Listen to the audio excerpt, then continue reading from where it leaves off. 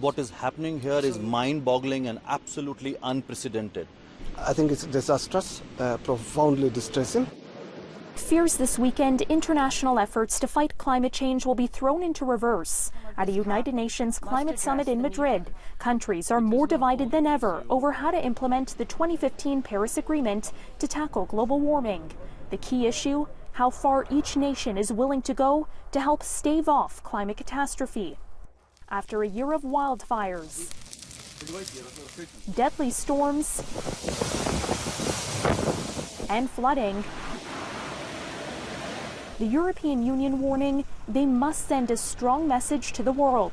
For the EU, it's impossible to leave this COP without a strong message on ambition. This is something that that outside expects from us, and we need to hear their calls.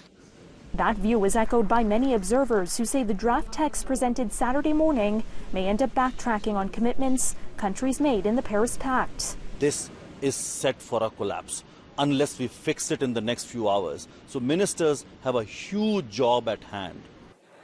The Madrid conference had been due to conclude Friday, but dragged on as negotiators sparred over how to chart a way forward.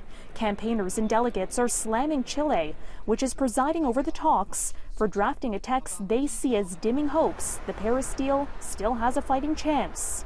The draft outcome that has been put forward by the Chilean presidency is disgraceful, completely unacceptable. What they've done is they've just clearly given the platform to the polluters. But the Chilean environment minister said they're all in this together. There cannot be any excuses for not reaching agreements. I call on you to work together to be able to give a positive response tomorrow. Countries most vulnerable to climate change feel they're being ignored. We believe countries are losing sight of the bigger picture and proceeding as if there is no climate emergency. These are the last negotiations that the United States can participate in before officially leaving the Paris deal next year. Now, the U.S., along with Australia and Brazil, among the countries being criticized at the summit for resisting calls for bolder climate commitments. For City News, I'm Caryn Ceolin.